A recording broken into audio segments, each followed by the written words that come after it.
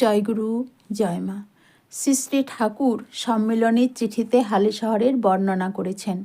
তিনি বলেছেন, তুমি হালিশহর দেখনি? কি সুন্দর সে জায়গা! গঙ্গার ঠিক উপরে আশ্রম, যেন কোনো সুনিপুণ শিল্পী দিয়ে আঁকা পত্রপুষ্প শোভিত নিভৃত তপবনের আলক্ষ্য। মন্দিরটির নির্মাণ কার্য সবেমাত্র শেষ হয়েছে, আর সম্মিলনীর 2 দিন পূর্বে তাতে আসন প্রতিষ্ঠিত হয়েছে। আমাদের কোনো জায়গার মন্দির এমন সুন্দর হয়নি।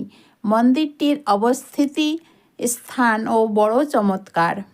সম্মুখ দিয়ে পতিতপাবনী ভাগীরথী গঙ্গা আশ্রম পাদমূল ধৌত করে বয়ে যাচ্ছেন, আর পেছনে রয়েছেন তার অট্টালিকার ভগ্নস্তূপের সাথে বিজার্ত পুরাতন যুগের কত গৌরবময় স্মৃতি। এই সুপ্রাচীন কুমারহট্টেবর অতীত কাহিনী শুনে মনটাও যেন কোনো সুদূর অতীতের সন্ধানে অন্তরের অন্তরতম প্রদেশে তলিয়ে গেল।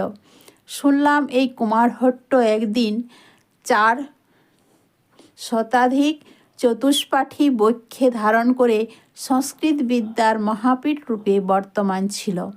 প্রেমাবতার শ্রীমন মহাপ্রভু একদিন তার দীক্ষাগুরু শ্রীমৎ ঈশ্বরপুরীর দর্শন উদ্দেশ্যে এসে এর প্রতি ধূলিকণা পবিত্র করে দিলেন।